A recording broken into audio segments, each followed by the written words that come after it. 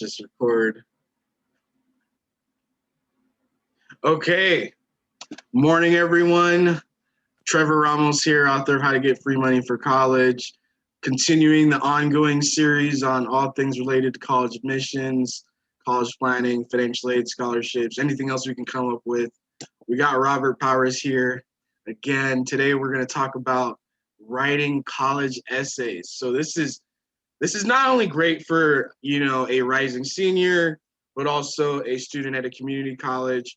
We're also going to have some conversations regarding parents and, what the parents' involvement is and what you guys need to know as you go through this process. Could also be helpful for students who are applying to graduate school, both domestic and international students who want to apply to American universities. So without further ado, Robert, how you doing today? I'm great. It's a good day. It's a good Monday. Yeah, yeah. It's Tuesday, isn't it? It's Wednesday. It's Wednesday. See, that's 2021 for you, man. Yeah. But we're dating this video because this is gonna go off forever. But let this be a documentation of everything that's gone on these days. And actually, that's the first thing that comes to mind right off the bat. So we're talking about how do you find out what topic you should write about in your college essays, and which topics do you want to delve into, which ones might you stay away from, just as one of the topics. So let me ask you, is it a good idea to talk about your experience through the COVID shutdown in your college essays? Do colleges want to hear about that kind of experience? I think that I think that it can come up. I think that's okay. Of course, that's more than a year of all of our lives. So to just say that's kind of like the blackout year, we're not gonna to pay any attention to that, I think is not true. They want to hear about recent experiences, and so naturally, experiences during the shutdown are going to come up. But I don't think that they want to see a bunch of COVID essays. I think that would be very repetitive for the readers, that they would have a bunch of lockdown topic essays. So that's why you see on the Common App, they have an extra COVID question. And on the UC app, they ask students to move the COVID stuff to the additional information. So those are for essays where the coronavirus and its effects were the topic of the essay. I think that the essays that are okay are the ones that are about the things that were discovered during lockdown, especially given that now we're going to be over a year and a half since the lockdown first started. So it's kind of like looking in the rear view. And I think these stories are going to be a lot more fleshed out, that students will be looking back and saying, oh, when I first hit lockdown, I picked up a set of Legos, even though I hadn't touched those since I was a tiny child.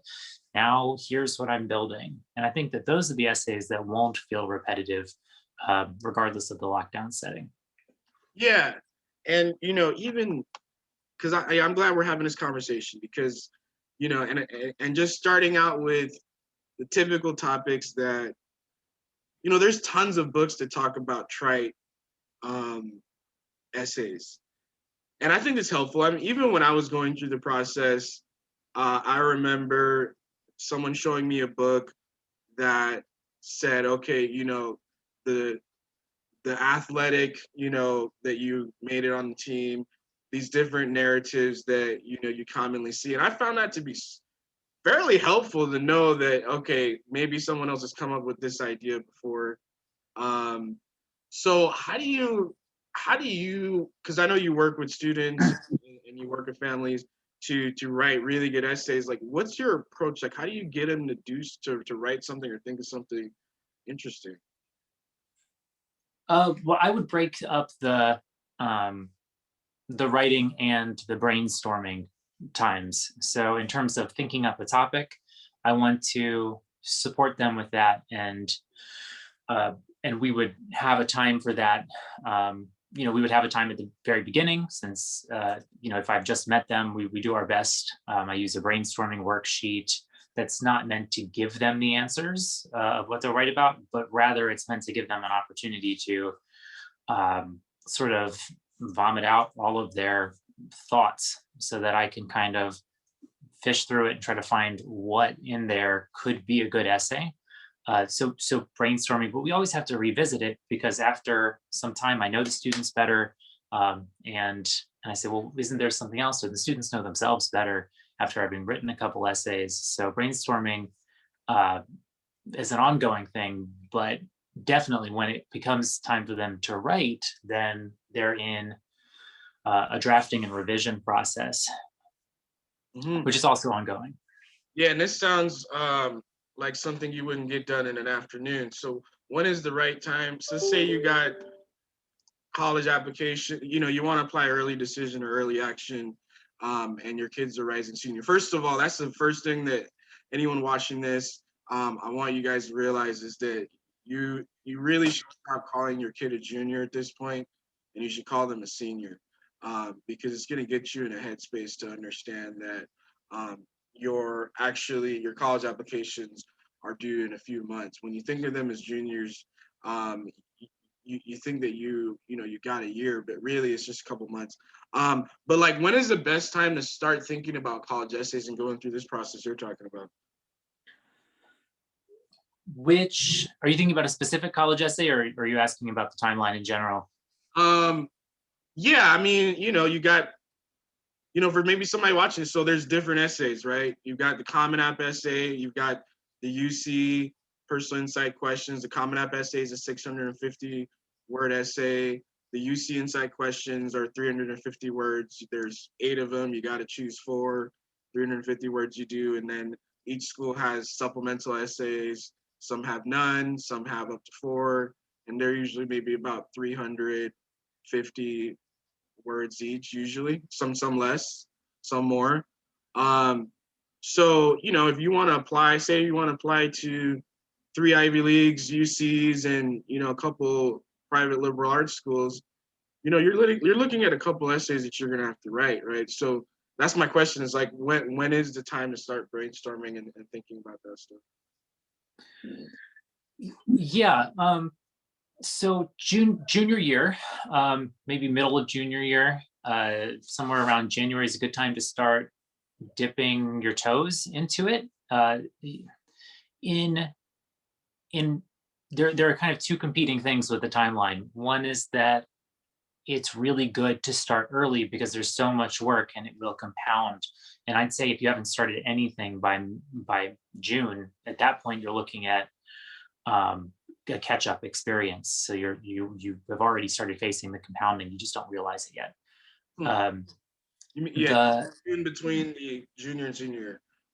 yeah the other competing thing is that students are still growing and having experiences, and if you start too soon, they may not they're one, they may not have the experiences yet that they want to talk about, so they're like halfway into their leadership, or they haven't yet had that amazing summer experience that will be the best topic of the essay.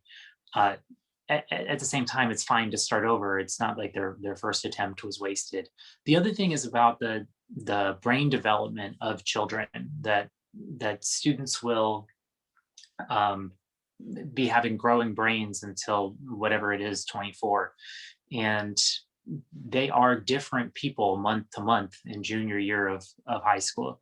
And so starting an essay in January as opposed to looking at that same essay in April, and then again you come back to it in July, suddenly things are moving a lot faster because they are more developed and they are able to access their thoughts and perform higher level like self-analysis, that they become bigger brained people. But at the same time, we can't just hang out and wait for brains to grow.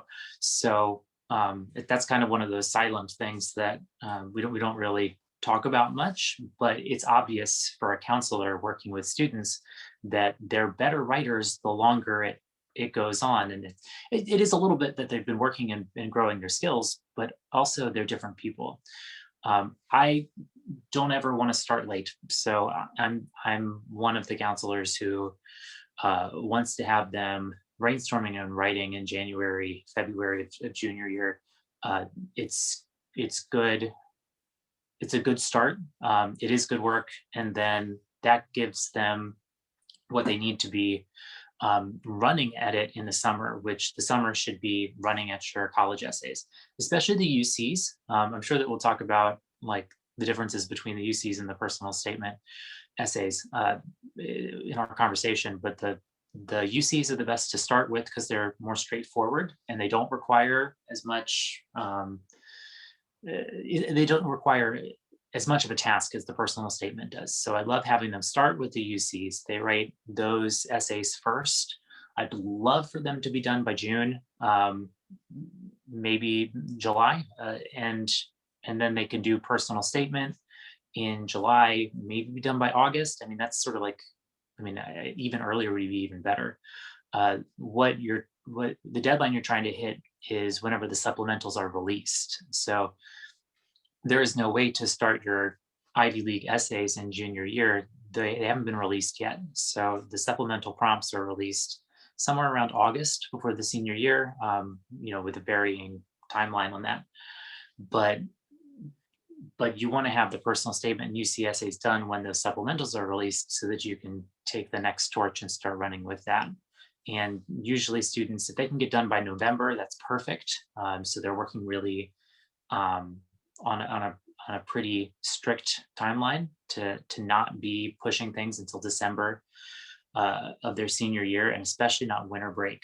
That really is no fun for anyone. It's not fun for a counselor. It's not fun for the student. It's not fun for the parents, and the family dynamic when students are working on important college essays during winter break. I let my students work on unimportant college essays. They identify the schools that they otherwise wouldn't have done, or basically extra schools, and they can do those essays during winter break to keep their hands busy.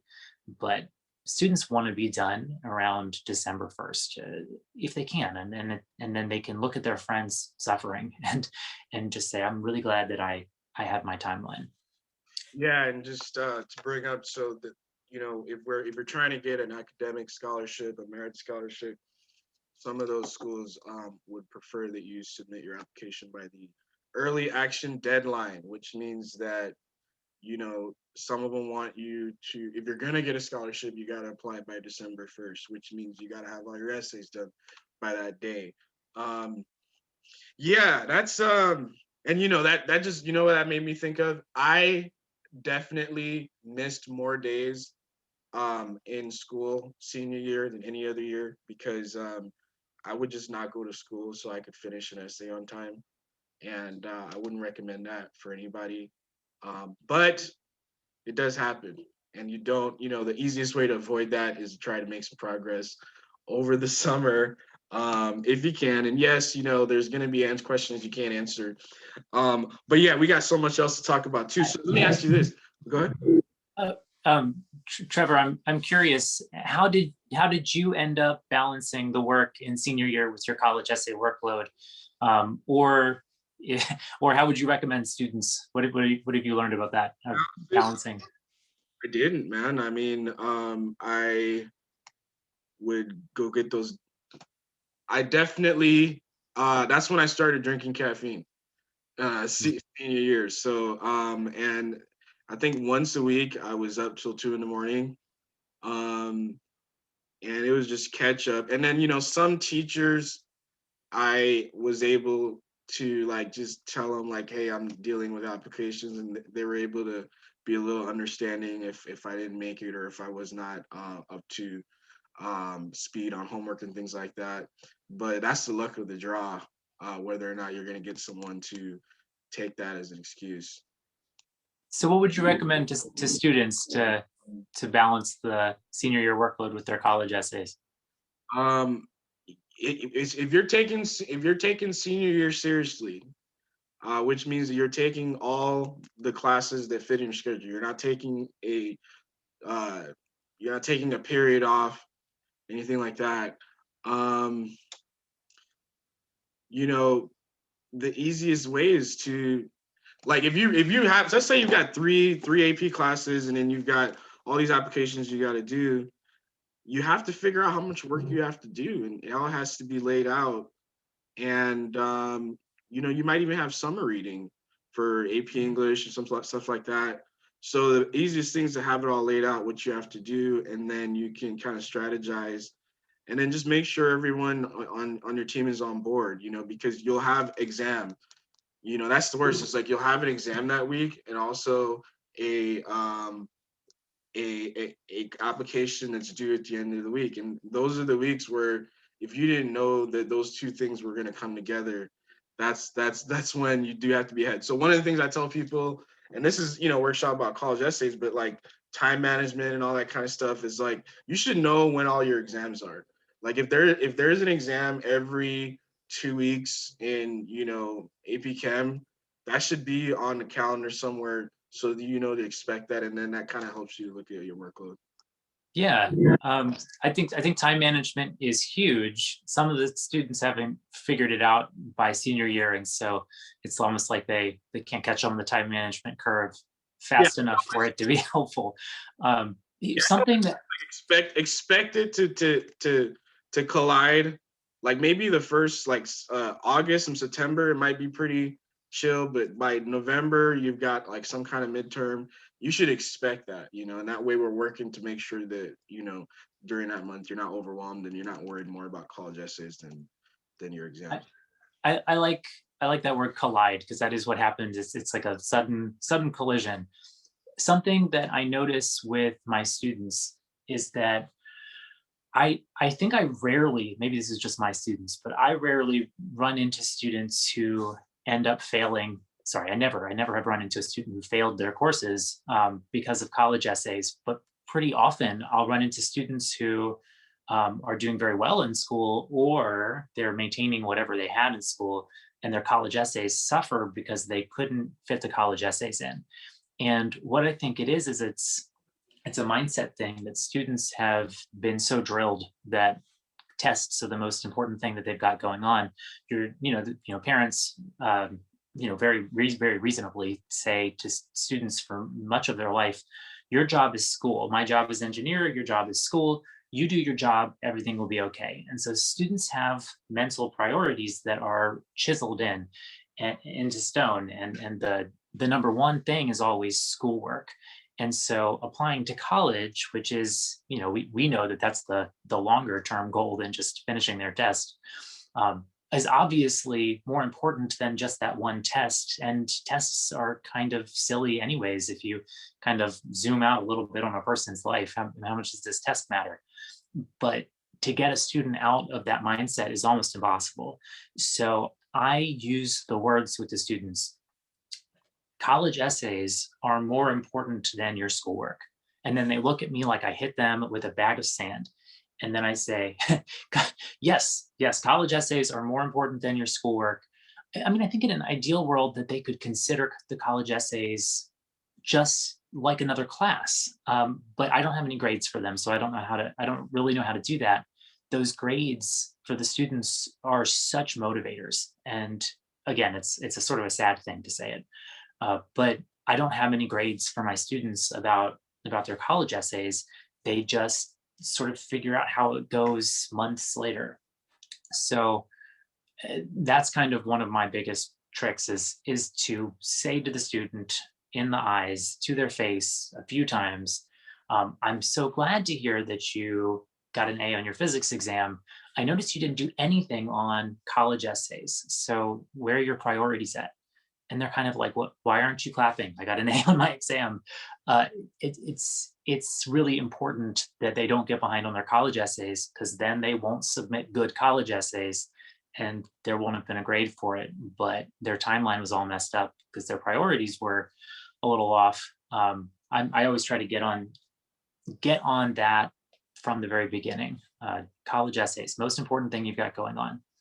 Yeah, and it's funny because the most high achieving students are usually the ones that have the biggest problem. Because, and then when you said test, like that brought up, you know, back when SAT and ACT scores were like, way more at the top of people's mind, that could blow a whole weekend right there, a Friday and a Saturday, just worried about that. And then I, as well, a couple other students that obviously worked with, they'll have conferences for some of their extracurricular activities that take up the whole weekend. So maybe if it's key club or mock trial. And then if they play a sport and they've got practice, and that's when you realize like these kids are pretty busy, and to manage all that and to keep them focused, like to me the only way to do it is to spread it out, and the students that I feel like have all those obligations are usually the ones, not usually the ones, but they can often be the ones that are writing their essays on New Year's Eve and you know and Christmas Day and things like that, just to get it in. And it's kind of sucks because you have someone who has worked so hard, got such good grades, did everything they needed to do, and then they didn't even actually submit their application to like their dream school until like the night before. And I gotta say, like I was guilty of that a couple times, you know. And when you want all these revisions on your essays, like how is that going to be possible? Obviously, Right. I mean, at that point, it's out. I don't know many people who would work with students over the last week of the year, unless they're charging a big premium. It's definitely not their school counselor. I mean, I don't think the English teacher should be working with students on their essays, anyways. But even the English teacher isn't going to answer the emails during winter break. If they're working in winter break, they're in uh-oh territory. And at that point, they're probably, students are probably not even in a position to realize that. They're kind of on their own. It's that goes for Thanksgiving break too, because like just so you know, the last day to turn in UC application is November 30th, so that's like the week before that is Thanksgiving break, right? So right. Yeah. getting anybody to Do do that is gonna be tough, you know. you get a lot of calls during that week? I'm lucky that I have like an editor that he's always been willing to work that week. So I may be with family, but he'll look at it, But for the most part, it's you don't ever want to rely on that because when he has his own family, like that's probably not gonna happen, you know. Right. With the UC essays, or with UC applications, they're much better to submit in the beginning of the November window. We can see just with the results of the applications that the ones that are submitted earlier do better. If you ask the UC admissions reps, they'll say, no, no, no, we look at them all equally. But that it's kind of just psychology. If you have a big stack of applications in front of you, as you start to fill those slots, then you're going to be looking at the future applications more discerningly. There's just a million reasons not to try to submit at the end of the window, and then students do it anyways. One of the most I think stressful examples I can think of a student waiting until the end of that window was one 2 years ago. He finished his essays at the beginning of the window and he just wouldn't submit because he wanted to continue revising them even though they were done. And I kind of was trying to just help him talk it out. Like, what exactly is the change you want to make? And he says, "Oh, I don't know yet, but I'm going to figure it out." And I said, "But I think they're done. Do you think they're done?" And he goes, I don't think they're done, but I don't know what needs to be fixed. Ask me in a few weeks." And I said, "Did you know that 2 weeks, 3 weeks from 3 weeks from now, you're going to be looking at November 29th, and the UC application website is going to be real glitchy because everyone's trying to submit it once, and you're just going to get, but you're done. There's no reason for it."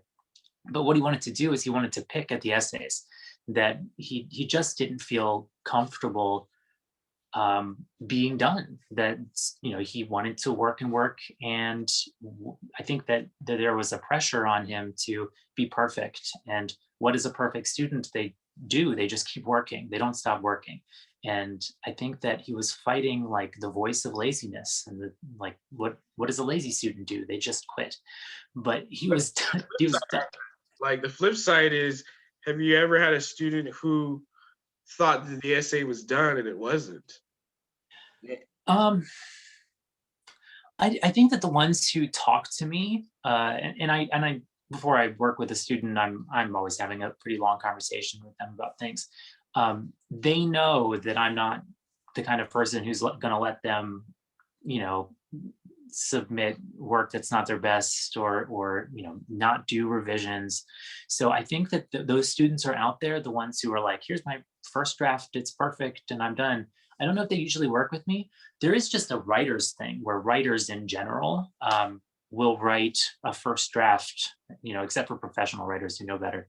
uh, and then they'll think that their first draft is really good. And then when I talk to students about their first draft and kind of the problems, it's kind of like I'm attacking their child. Like, this was the best test. This was my life. This is real.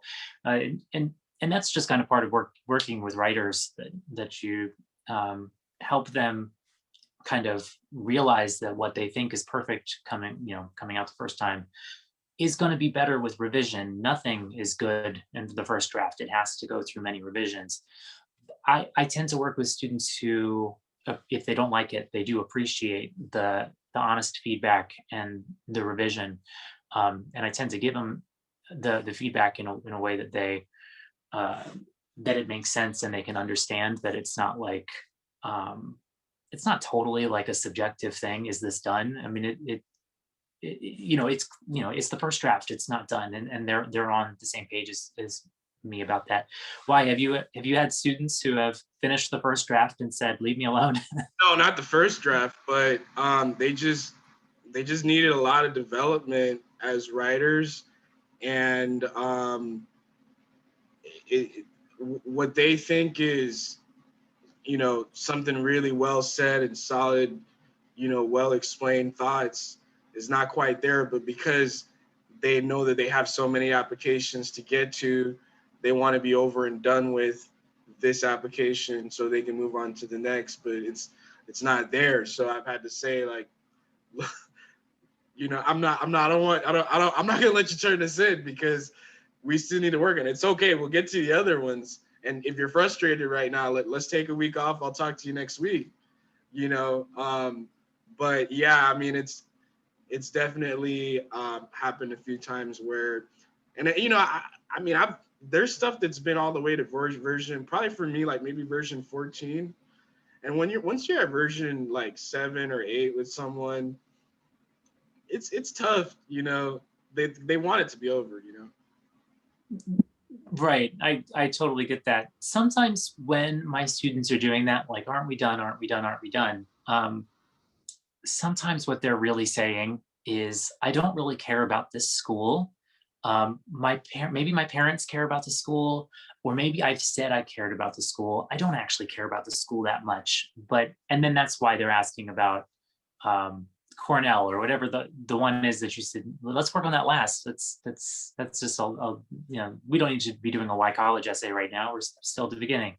They say, but Cornell, they're prioritizing the schools they like the best. Yeah, that's what I want to get to, the white college, because that's such a hot topic, and it's a challenging question for a lot of people, and it's going to be a question that you're probably going to have to answer for every school. But before I do that, like, what makes a good college essay to you?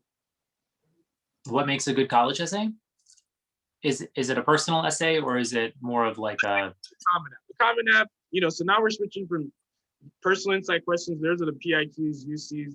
They ask you specific questions about leadership and community service and creativity. So they're a little bit more straightforward, like Robert said, to answer.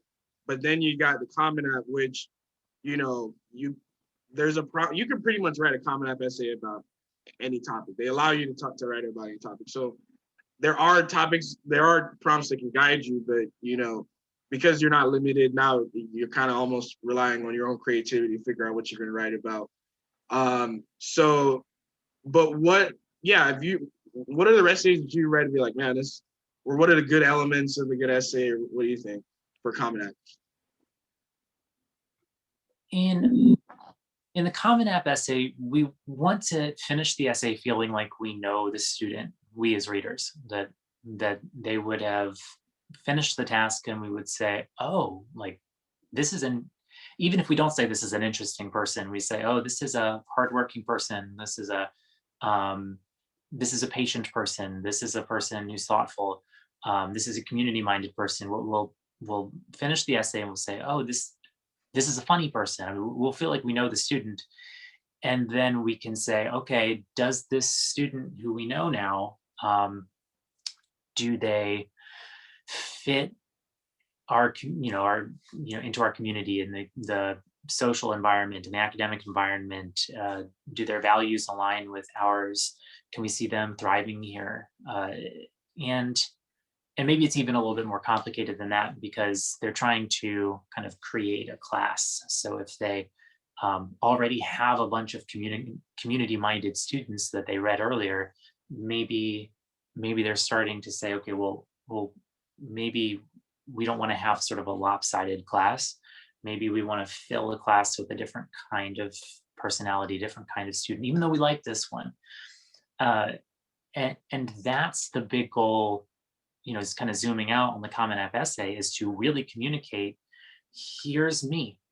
And I think that sometimes sometimes when families ask, like, what's a good essay, versus a bad essay, that the framing of that maybe sort of obscures the full purpose of this essay and the process that goes behind selecting a student for a class that admissions is building, where it's not always about the best one wins. It's not sort of binary, good essay, bad essay. Where are the good essays? Let's let them in. Where are the good grades? Let's let them in.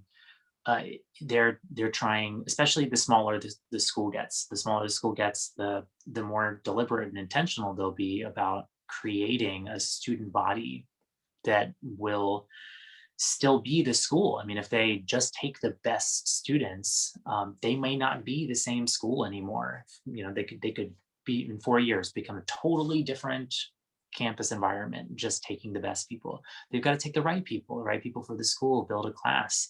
They could see two different students totally unlike and say, could I imagine these students supporting each other in a time of need? And in that way, sometimes it's not always like about writing something for admissions. The best thing a student can do is write something that really does. Are you there? Yeah, I'm here. Oh, okay. That really does a good job of showing themselves. Got lost it for a second. Yeah, as long as they get themselves across, then they've done their part. Sometimes it's not the winning thing, but they've done the right thing. But let me ask you this though, then how does a young student develop the self-awareness to know what makes them unique and different compared to their peers? So so even thinking, I think about what makes them different, than their peers, is probably not the way to get them to think about the topic. That they should be thinking about, what is their story, and that can be uh, hard to see if you're thinking about other people. So instead of, but I'll tell you, in that light, I tell students, like, there are some topics you don't want to write about. There are cliches. There's stuff that some topics that I see all the time, and I said, students, please don't worry about these topics. Let me worry about those topics. If you throw out something at me that's a big cliche, I'm going to tell you very nicely, and then we'll try again. And so that way they don't have to be the cliche police. I can take that from them. Mm-hmm. Yeah, yeah. Okay, so man, and there's something that you said and I wanted to kind of go down the path on, but it'll come back to me. Now let's get to that why NYU, why USC, why XYZ school. Like, how do you approach answering that question? And how often are you going to see that question if you're applying to a private school? Well, it changes every year. The schools release their supplemental prompts somewhere around August. Some of them earlier, some of them later than others. But schools that have in the past asked for Y colleges, in fact, so often that I think of them as the Y college schools, like UPenn and Cornell. I don't I think UPenn is the one that's not doing the long Y college anymore. It was for so long the Y college school. Uh, but then those schools could decide to ask about something else. The schools choose the supplemental prompts as a way of communicating to students what they care about and trying to get some feedback from the students on exactly this, the topic we care about.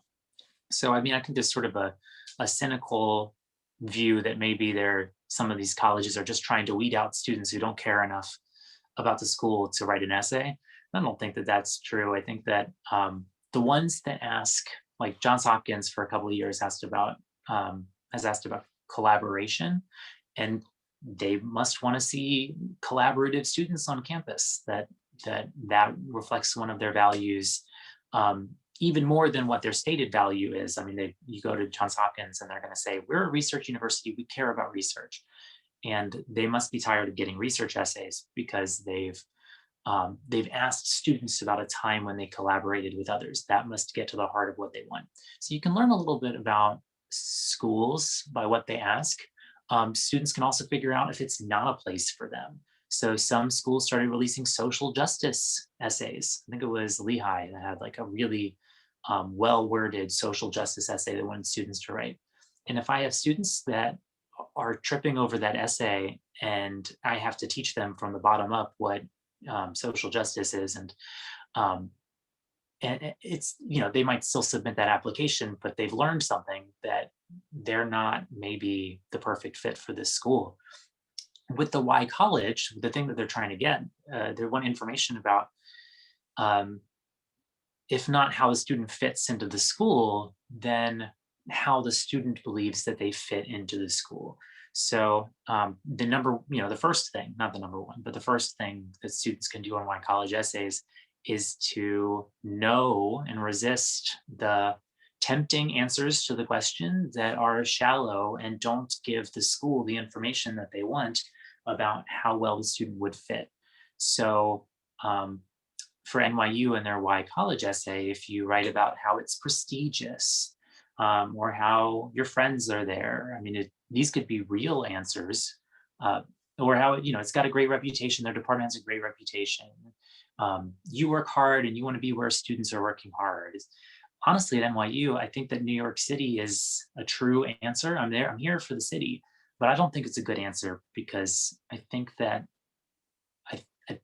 I think that students can get city stuff without NYU. You can pay a lot less money for it. You can get a bus ticket and go to New York City and do all of the comedy clubs and fun stuff without necessarily enrolling at NYU. I mean, even a community college would be a lot more affordable. So with those essays, that students can kind of really think, what makes me a good fit for this school? I think that that's a great way for them to answer it. They can start with what's honest and true, but then really flesh that out and hopefully be honest with themselves when they hit some answers that maybe aren't good reasons for wanting to go to the college above, at least considering the price, right? I mean, going to a prestigious school is just fine. It's just fine for students to want that. But I mean, I imagine sitting on the other side of the table at NYU and being like, oh, here's someone, this person loves us, we're prestigious, let's bring them on. Uh, just the way that class would look, it would be a bunch of people who want prestigious things. It would, I mean, it's just not, it's not a path that the school can go down. When But the school, go ahead. No, when you say,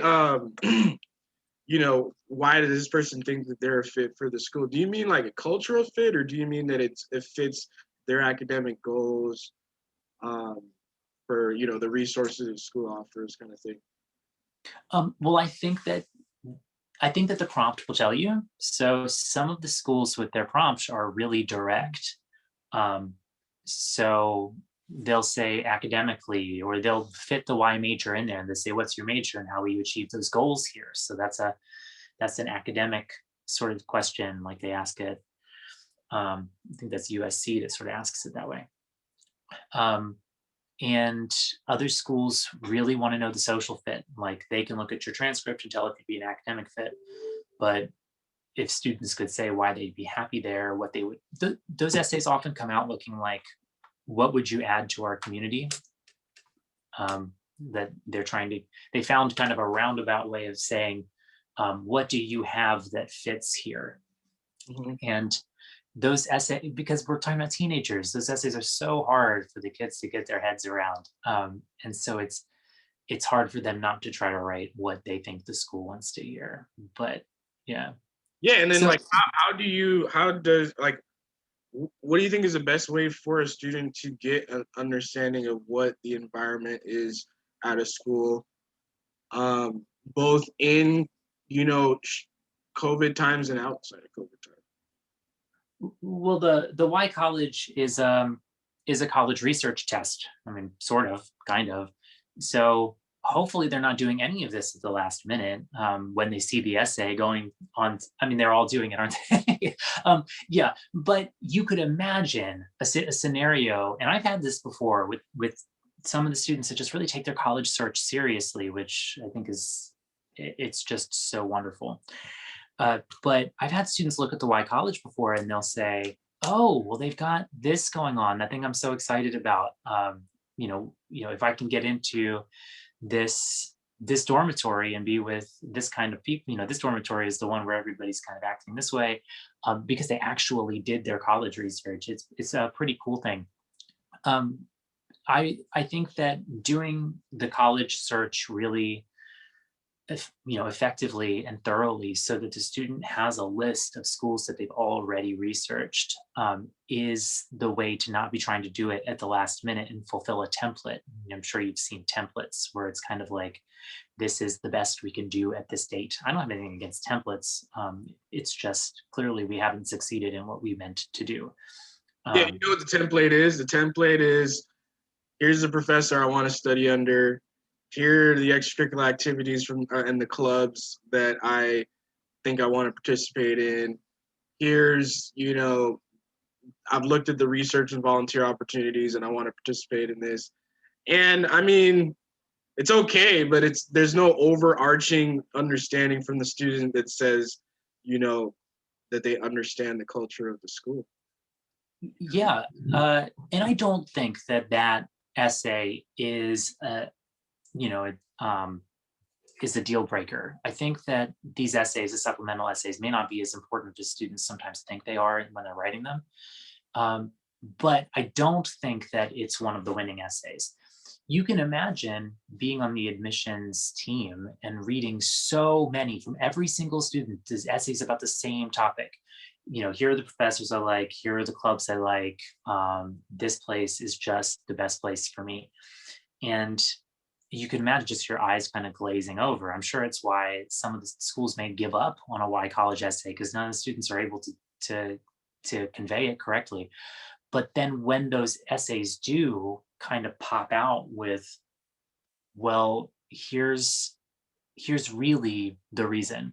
I think that when students are authentic about it and they strike something genuine and honest and real, that has to sparkle for the reader in the way that just when we read things that are true by somebody who really means them, just like when we hear people ask for things when they're really needy, like we can kind of we strike a connection with someone that says, "Gotcha," like, "Okay, I'm here for you. What can I do?" Mhm. So I knew that that's rare and kind of special, but in my mind, I figure that's what they're going for. Um, yeah, I know that we're not trying to get all into the college search and the conversation, but um, I think that for students who are writing it, kind of, I got to get this essay done, but I really do love this school. Uh, the things that they can keep in mind about the the college exploration, kind of college search in 20 seconds. You've got your people. Who are these people, and are they right for me? And am I right for them? You've got your places. Where would I go? Where would I spend my time? What happens there? What am I doing? And does it have anything to do with my goals? You've got your programs, the 3Ps: people, places, programs. Um, are the programs right for me, including the research? Am I just taking classes, or is this a research university, which many of the students' favorite universities are? will I be doing research? What will it be about? Who will it be with? And what are the resources? Why is this a good school to do this kind of research project? You can see that's kind of a more advanced and involved conversation. But for a lot of students, being a person with a research mind is what would make them a good fit for a research university. Um, the the fourth P is price, but that doesn't really come in. You don't want to tell them it's I want to go here because you give me a scholarship. So yeah, so for them to be able to write an essay, and even if I were going to make a template for the students, which I haven't done yet, because I haven't had to, but it would be not about names and clubs. It would be about, give me a little bit about people, give me a little bit about places, give me a little bit about programs. Mm-hmm. Yeah, and let's see if we can fit two more in this one real quick. Okay. Okay. Here's what I just remembered. So when I was applying, it was all about like all my friends that were applying to college, they're like, yeah, it's all about hardships. You got to write a college essay about your hardships. That's what they want to find out about. And it'd just be these essays where people would try to come up with something that they overcame and to some degree. What do you think about that kind of approach to a college essay? I think for students who have overcome hardships, that could be the perfect topic for them. And I think for students that don't relate to that, that they could be forcing themselves into a topic that doesn't fit them, and they're not going to achieve that goal of showing their true selves um, to the admissions committee. I think that some of the best topics seem trite. They seem like really small extra topics, weird off off topic kind of things. Like this couldn't really matter. I think there was a weird essay just about a student's experience fixing a washing machine, and it it was just something that they did. But they learned something through it, and they had an experience, and that did kind of reflect their outlook on the world.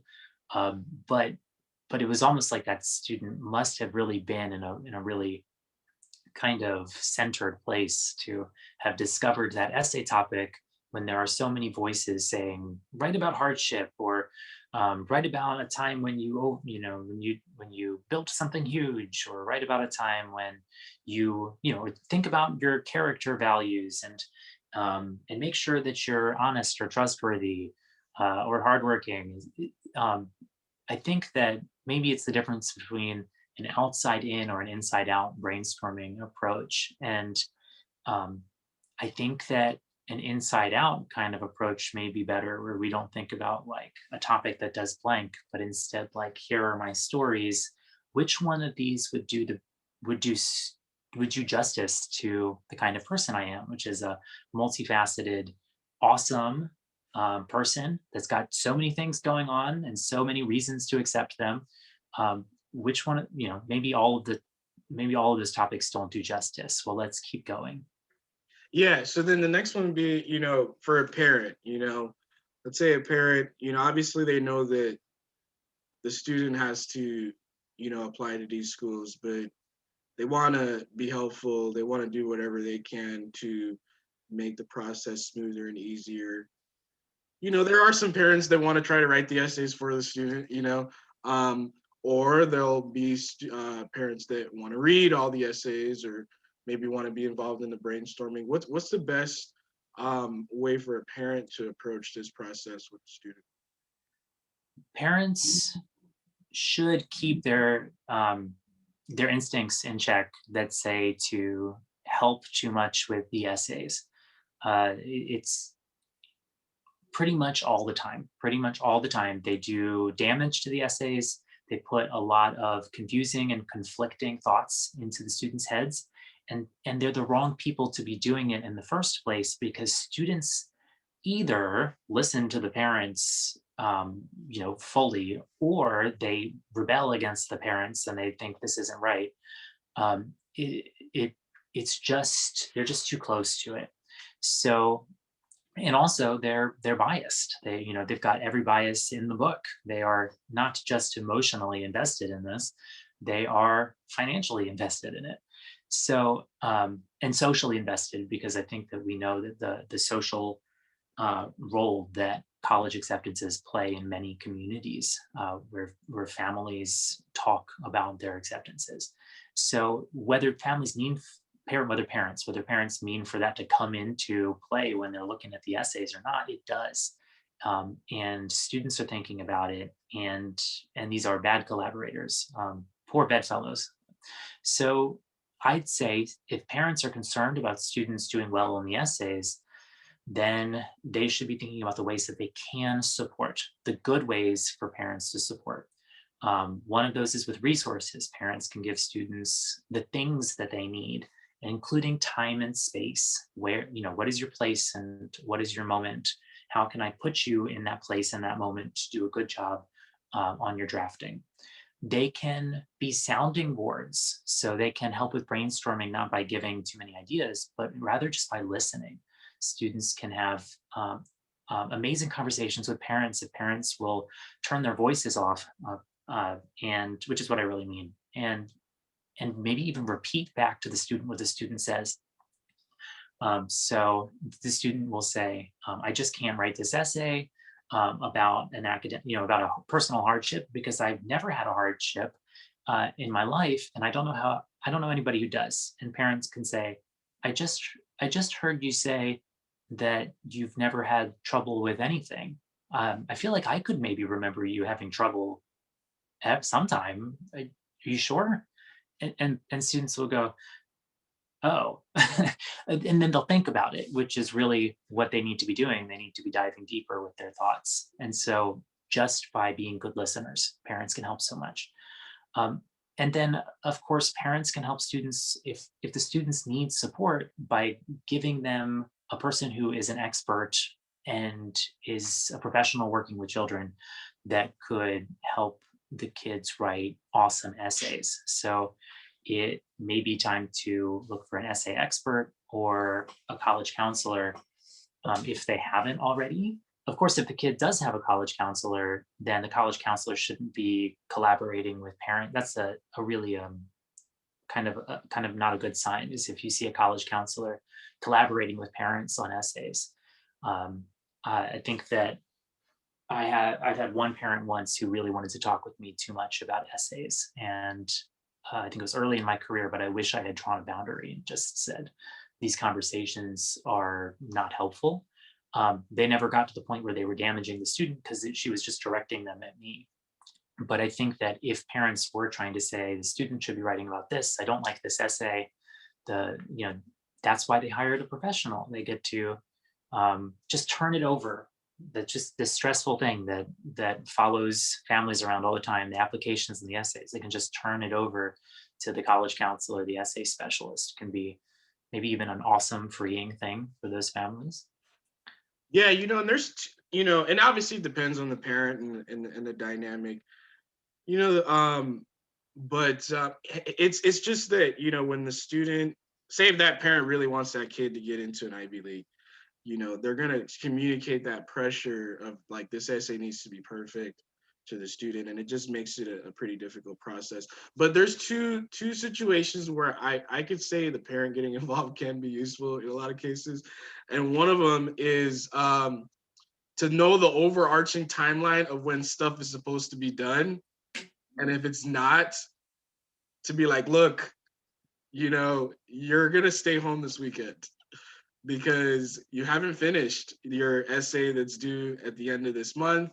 And yeah, I'm going to give you some time to focus on this. In some cases, I feel like that could be helpful. And then the second is, you ask your student, like, hey, tell me something cool you've done, or tell me something cool you participated in. And they might not remember anything, but that parent remembers every award that kid has ever won. And, maybe that could at least spark a potential topic, in some cases. It depends on the student. Some students are very well at self-reflecting, but others, you ask them, they don't know. Yeah, I think kind of in that way that maybe people don't always remember what they wore yesterday. Like, what did I wear yesterday? Yeah, I think that you're right on both accounts, that parents can be good conversations when the conversations are sort of open, and especially about time management, because as advisors, we can give the information, but parents in the home really have to be the ones who support kids um, with their timelines. Like if the kids are not doing the timelines and meeting the deadlines, parents are sort of the first lines there. Because when they meet us in a meeting, then by that point they've pretty much missed it. So Mhm. um, yeah. Yeah, and there'll be situations because there'll be times where the students say, "Oh man, I couldn't get to this essay because I had this and this and this going on," and then you talk to the parent, it's like, "Nah, they were playing this and this, they were playing video games all Saturday. Don't believe that, you know." So yeah, that happens, and I find that to be a very, very good collaboration. So how do we find out more about you, Robert? Obviously it's been really good, and I think we're even just scratching the surface on different the nuances. But how do people find out more about you and working with their child to write essays? I have a website. It's collegetorch.com, www.collegetorch.com. And if parents want to just reach out to me with questions about this chat today, they can email me. It's robert@collegetorch.com. Man, that's awesome. So once again, another awesome webinar.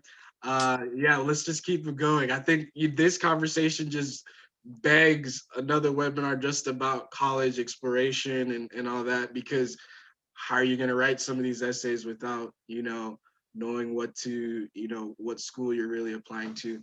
So I look forward to working on that with you. All right, you guys, I'm going to close out the webinar. You guys have a great rest of the week. Take care.